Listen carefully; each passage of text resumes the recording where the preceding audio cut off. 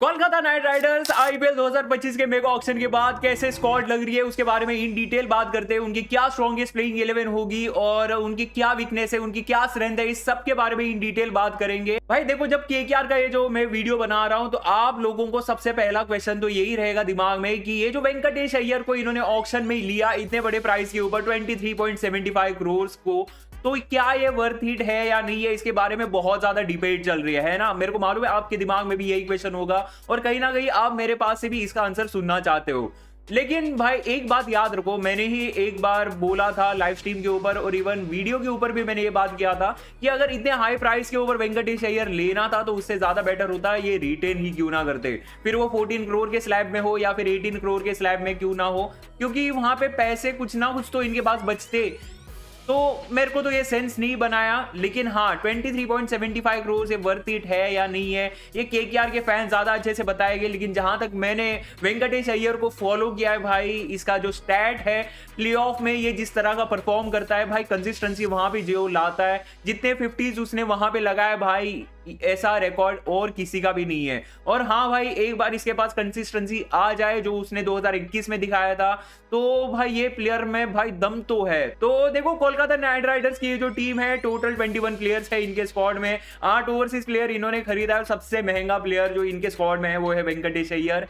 एक और क्वेश्चन है सबसे बड़ा केकेआर फैंस को कि नया कैप्टन कौन बनेगा इनके स्क्वाड का। तो आपको दिख ही रही होगी यहाँ पे स्क्वाड।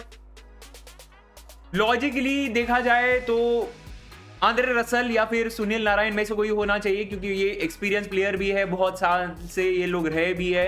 लेकिन अगर प्राइस वाइज देखा जाए तो मेरे को लग रहा है वेंकटेश अय्यर होगा। लेकिन जो अभी रिसेंट रिपोर्ट्स आ रहे हैं उसमें बोला जा रहा है कि अजिंक्य रहाणे भी हो सकता है। भाई ये तो बहुत मुश्किल है।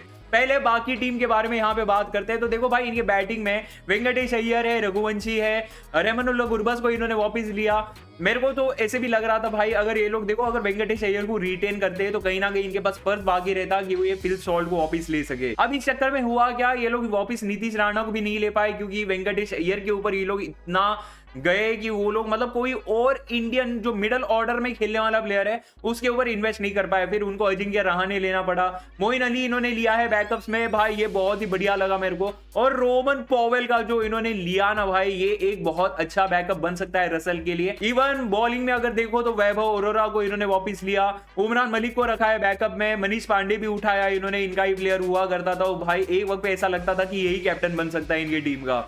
बाकी अगर बॉलर्स में देखिए तो एनरिक नोकिया को इन्होंने लिया है। स्टार के पीछे गए थे लेकिन स्टार शायद से इनके बजट से ज्यादा ही बहुत ऊपर चला गया। एनरिक नोकिया इनके पेस अटैक को लीड करेगा। अगर एनरिक नोकिया का नोकिया हो गया तो स्पेंसर जॉनसन आ सकता है जो बैकअप उठाया है इन्होंने। बाकी इनके पास तो अच्छा खासा इंडियन बॉलिंग कोर है जहां पे हर्षित राणा भी है इनके पास। अनुकूल रॉय तो इनके स्क्वाड में हमेशा होता ही है और इस बार तो इन्होंने मयंक मार्कंडे उठाया है। तो कहीं ना कहीं ये वरुण चक्रवर्ती का बैकअप आप बोल सकते हो। और पिछली बार का जो सूर्य शर्मा था उससे ज्यादा अपग्रेडेड वर्जन भी बोल सकते हो मयंक मार्कंडे को। अब हम आते हैं भाई आगे, थोड़ा और इन डिटेल इस स्क्वाड को रिव्यू करते हैं। देखो अभी ये जो स्क्वाड इन्होंने बनाई है इसमें अगर आप प्लेइंग 11 अगर बनाओ जिसकी हम बात करेंगे तो टॉप 3 क्लियरली दिख रहा है। अगर क्विंटन डिकॉक खेलेगा तो वो लेफ्ट हैंडर होगा। साथ ही परफेक्ट स्पिन है इनके पास, स्पिन में इनके पास है सुनील नारायण, वरुण चक्रवर्ती जिसको इन्होंने रिटेन किया था। बैकअप पे इन्होंने उठाया मयंक मार्कंडे को। तो भाई ये तो बहुत ही एकदम सॉर्टेड है। साथ में मोइन अली भी एक अच्छा स्पिन ऑलराउंडर है जो पूरा टाइम अवेलेबल रहेगा इनके लिए। इनकी जो फिनिशिंग है ना भाई, नंबर 5, 6, 7, 8 ये बहुत ही गजब की होने वाली है, फुल डिस्ट्रक्टिव होने वाली है। क्योंकि भाई इस तरह की फिनिशिंग, इतनी स्ट्रॉन्ग फिनिशिंग शायद ही किसी टीम के पास होगी। इस स्क्वाड में ना मेरे को एक वीकनेस जरूर दिखाई दी, वो है भाई इनकी पेस बॉलिंग। इनकी पेस बॉलिंग को लीड करेगा एनरिक नोकिया। मतलब वो वीकनेस नहीं है, लेकिन अगर एनरिक नोकिया पिछले साल जिस तरह से खराब फॉर्म की चलते वो भाई बहुत मार खा रहा था, अगर वैसा ही एनरिक नोकिया वैसे परफॉर्म करता है तो ये लोग बहुत ज्यादा स्ट्रगल करेंगे। फिर पूरा जो इनका पेस अटैक है ना वो डिपेंड रहेगा इंडियन बॉलर्स के ऊपर। वैसे ये बहुत अच्छे हैं, हर्षित राणा, वैभव अरोरा ये अच्छा कर सकते हैं, लेकिन कोई ना कोई एक इनको चाहिए था एक्स्ट्रा इनको लीड करने वाला। जैसे पिछली बार मिचेल स्टार्क था, इस बार शायद से वो जो जिम्मेदारी है वो रसल के ऊपर भी जा सकती है। और एक चीज मेरे को जो बहुत पसंद आई स्क्वाड की वो है भाई नियर परफेक्ट बैकअप्स इन्होंने उठाए हैं। और कोई टीम के पास आप मुश्किल से ऐसे देखोगे कि नियर परफेक्ट बैकअप्स इतने ऑलरेडी उनके पास हो गए। इस टीम के पास उतना ज्यादा पर्स था नहीं, इतना महंगा प्लेयर उन्होंने उठाया वेंकटेश अय्यर, उसके बावजूद इस तरह की स्क्वाड खड़ी करना ये बहुत ही काबिले तारीफ है। अब बात करते हैं भाई रेटिंग की, तो भाई इस केकेआर की स्क्वाड को मेरे तरफ से मैं 8 आउट ऑफ 10 दूंगा, जस्ट बिकॉज वो जो वेंकटेश अय्यर को रिटेन कर सकते थे ना भाई, वो इन्होंने किया नहीं। रिटेन करते तो इनके पास कुछ ना कुछ पैसा बचता जो इनको बहुत काम आता, वो इन्होंने किया नहीं। ऊपर से अगर आप ध्यान से देखो तो इनके पास जो मिडल ऑर्डर के प्लेयर्स है वो उतने प्रूवन नहीं है लास्ट टाइम के पास, फिर भी श्रेयस अय्यर और नीतीश राणा थे।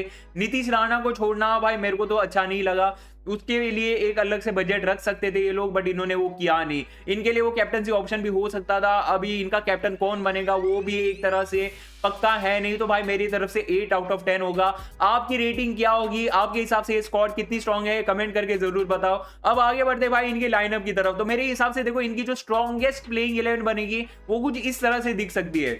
विकेट कीपर ओपन करेगा इनका, वो हो सकता है रहमानुल गुरबस या फिर क्विंटन डीकॉक में से कोई एक। मैं अभी यहाँ पे ऑप्शन छोड़ रहा हूँ, अगर मेरे को ऑप्शन दिया जाए तो भाई क्विंटन डीकॉक ही आएगा यहाँ पे। लेकिन यहाँ पे जो ऑप्शन छोड़ रहा हूँ इसका रीजन आपको आगे समझ में आएगा। फिर गुरबस या फिर क्विंटन डीकॉक के साथ ओपन करते हुए एक बार फिर दिखेगा सुनील नारायण, जो भाई पिछली साल कुछ अलग ही लेवल का क्रिकेट खेल रहा था। वेंकटेश अय्यर आएगा नंबर 3 के ऊपर, जो भाई मेरे हिसाब से इस टीम का कैप्टन बनना चाहिए। अगर ये कैप्टन नहीं बनता तो नंबर 4 के ऊपर अजिंक्य रहाणे होगा, जिसके बारे में बहुत ज्यादा रिपोर्ट आ रही है कि ये कैप्टन बनने वाला है।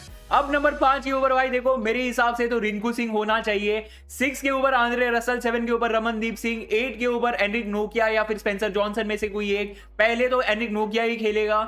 9 के ऊपर हर्षित राणा, 10 के ऊपर वैभव अरोरा, 11 पे वरुण चक्रवर्ती। अब देखो इस टीम में अगर आप ध्यान से देखोगे तो जो बैटिंग है नंबर 7 के ऊपर खत्म हो जाती है, उसके बाद बॉलर आने शुरू हो जाते हैं। लेकिन इस टीम में अगर ये इस लाइनअप के साथ जाएगी तो रिंकू सिंह नंबर 5 के ऊपर आएगा, वहां पे उसको ज्यादा खेलने का मौका मिलेगा। आंद्रे रसल अच्छी फॉर्म में चल रहा है, तो रिंकू सिंह, आंद्रे रसल इनको ज्यादा बॉल खेलने का मौका मिले तो भाई ये बहुत ज्यादा डिस्ट्रक्टिव हो सकते हैं। जो स्कोर कम बन रहे थे थोड़े बहुत, वो थोड़े और ज्यादा बड़े बन सकते हैं केकेआर के। और ऊपर से भाई मैं तो मानता हूं कि इस तरह के जो प्लेयर्स होते हैं, डिस्ट्रक्टिव प्लेयर्स होते हैं, ये अगर लंबी पारी खेलना चाहते हैं तो इनको कुछ बॉल तो लगते हैं थोड़ा सेट होने के लिए। हाँ, अगर इनकी विकेट गिरी तो वो होता ही है, लेकिन ऐसे डर के तो नहीं खेल सकते। इनको ज्यादा खेलने का मौका मिलना चाहिए ताकि ये बड़े बड़े स्कोर लगा सके और ज्यादा डिस्ट्रक्टिव खेल सके। अब अगर इनको बैटिंग में जरूरत पड़ेगी तो इंपैक्ट प्लेयर में से कोई आएगा, मनीष पांडे या फिर अंकुरिश रघुवंशी में से कोई एक। या फिर अगर इनको बॉलिंग में जरूरत पड़ेगी, वैसे उनको पड़ने नहीं वाली क्योंकि बहुत सारे बॉलिंग ऑप्शन पहले से भर रखे हैं,